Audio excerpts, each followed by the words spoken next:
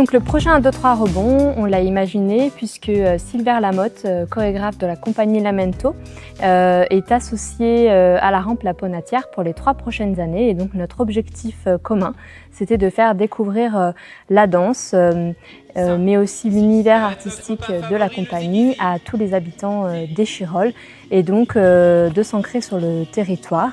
On a donc imaginé un projet multipartenarial en compagnie de la DAC d'Échirolles, donc la Direction des Affaires Culturelles, via le pôle de la lecture et de l'écrit et le tracé, mais aussi de l'association La Petite Poussée qui nous a accompagnés tout au long du projet, notamment pour créer du lien avec les parents des enfants bénéficiaires. Donc ce projet, il a été imaginé autour des spectacles jeunes publics Immobilier Rebondi, dont il existe 2 versions. La première version a été créée donc par Silver Lamotte et Betty Bone, qui est illustratrice, autrice jeunesse. Donc Immobilier Rebondi, ce sont 2 personnages, donc l'un qui est en panne d'inspiration et l'autre qui va l'amener à justement redécouvrir les couleurs, retrouver l'inspiration. Et donc il y a tout un travail très intéressant de scénographie, de costumes et bien sûr de danse qui est apporté par la compagnie Lamento. Donc cette première version, elle a été présentée à La Ponatière en début d'année. Et aujourd'hui, on est là pour donc le temps de valorisation finale autour du spectacle Immobilier Rebondi 2, qui est cette fois-ci une version danse-cirque.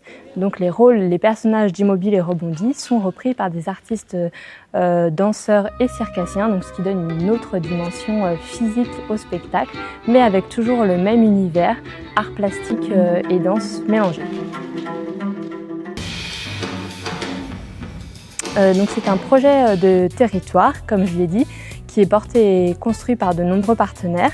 Donc il a été initié par la rampe La Ponatière, qui est une scène conventionnée d'intérêt national à récréation, danse et musique, mais aussi par la ville d'Échirolles, plus précisément la Direction des Affaires Culturelles, donc par le pôle de la lecture et de l'écrit, mais aussi le tracé. L'équipe artistique bien sûr de la compagnie Lamento et Betty Bone et enfin l'accompagnement de La Petite Poussée, une association qui est impliquée notamment sur les questions de parentalité, ce qui nous intéressait tout particulièrement. Au cours de ces 4 temps forts, comme je l'ai dit, il y a eu donc du coup l'école maternelle et l'école élémentaire Auguste Delaune qui ont pu bénéficier de nombreux ateliers, ce qui a fait 13 classes en tout puisque le projet a touché les classes de la grande section au CM1. Donc il y avait 3 classes de grande section et 3 classes de CPCE1 qui ont pu bénéficier d'ateliers d'art plastique et de danse avec la compagnie Lamento tout au long de l'année. Ensuite, il y avait 3 classes de CE1 qui ont vécu un projet en partenariat avec le tracé, toujours autour de l'univers artistique d'Immobilier Rebondi. Donc là où ils ont plutôt exploré la partie graphique et également dansé de l'univers artistique. Ensuite, il y a eu 2 classes de CE2 qui ont travaillé avec le pôle de la lecture et de l'écrit, donc là plutôt pour explorer toute l'œuvre de Betty Bone.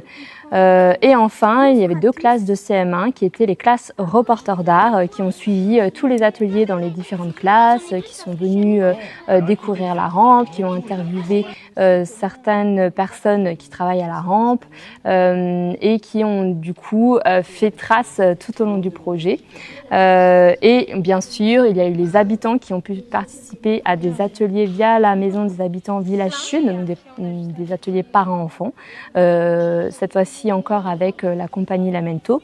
Et l'accueil de loisirs EVAD également, qui a eu des ateliers de danse et d'art plastique avec la compagnie Lamento. Et enfin, la mini-troupe des Agrégivants, du coup, qui sont des jeunes âgés entre 10 et 15 ans, qui ont eux également bénéficié d'ateliers avec Silver Lamotte pour être complices sur le grand bal immobile que l'on vivra tout à l'heure. Et donc tous ces ateliers ont été menés à bien, notamment grâce à l'investissement de tous les partenaires, les enseignants, mais aussi les professionnels des différentes structures avec lesquelles on a travaillé. gauche, droite, gauche. Ok, droite, encore, et droite.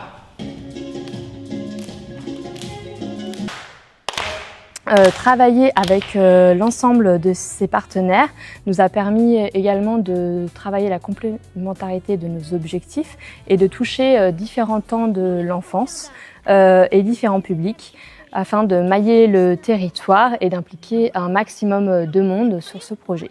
Le projet il a été construit en plusieurs temps forts, donc il y a eu 4 temps forts tout au long de l'année avec plein d'ateliers, donc des ateliers avec Silver, avec Betty, avec Laureline qui est également danseuse, Christina pour les arts plastiques, Coralie, Claire avec le pôle de la lecture et de l'écrit et le tracé, et enfin Liamine qui ont tous ensemble mené donc du coup des ateliers d'art plastique, de danse, d'écriture, des ateliers d'éducation aux médias et à l'image. Les bénéficiaires du projet ont aussi pu venir visiter les coulisses de la rampe, découvrir les différents métiers du spectacle vivant. Et on a également pensé un temps de rencontre et de formation au tout début du projet avec les enseignants, les professionnels et les différents porteurs du projet pour que tout le monde partage une vision commune des objectifs et de l'univers artistique du projet. Donc aujourd'hui, c'est le temps de valorisation finale du projet. Avec notamment le grand bal immobile.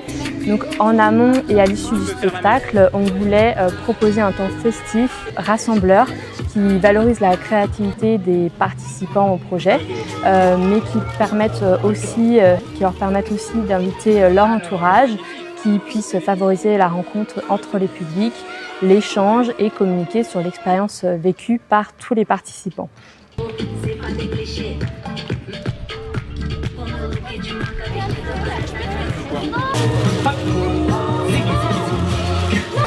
Un tour et du tac de rebondi. Hop, en sortant là. Avant, recule.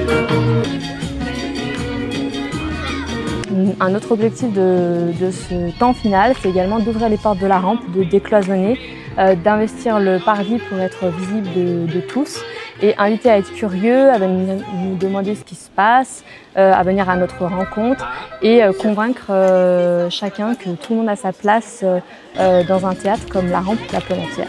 Donc c'est pour ça qu'on propose tout un tas d'ateliers et de jeux, donc en amont et à l'issue du spectacle.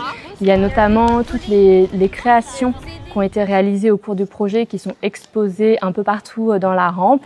Il y aura des ateliers de masques qui seront proposés. Donc les créations, il y a des fresques, il y a des masques, il y a des livres. Il y aura un photobooth qui sera présenté. Il y a aussi les vidéos qui ont été effectuées tout au long du projet. Il y a également un petit bar pour forcément proposer un temps, un espace de rencontre et d'échange. Et à l'issue du spectacle, il y aura donc le grand bal immobile où les participants du projet inviteront petits et grands à venir danser et à célébrer tous ensemble la danse. Et donc ce projet, il a été possible grâce au soutien des tutelles, donc notamment la DRAC Auvergne-Rhône-Alpes, le rectorat, la région Auvergne-Rhône-Alpes, le département de l'Isère, la ville d'Échirolles et la cité éducative. Dans la danse, vous allez tout dire que, vous voyez, il y a déjà aussi des petites choses qu'on a fait peut-être.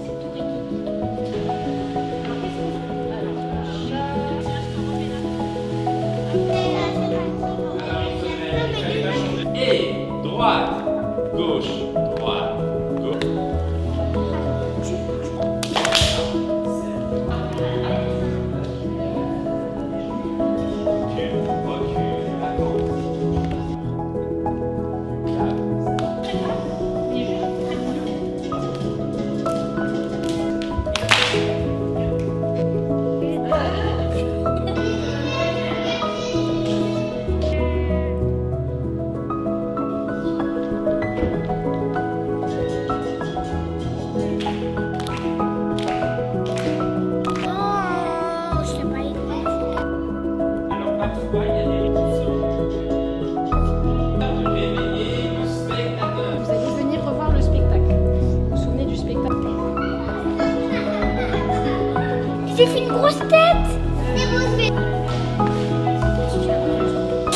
j'ai dansé et on a fait la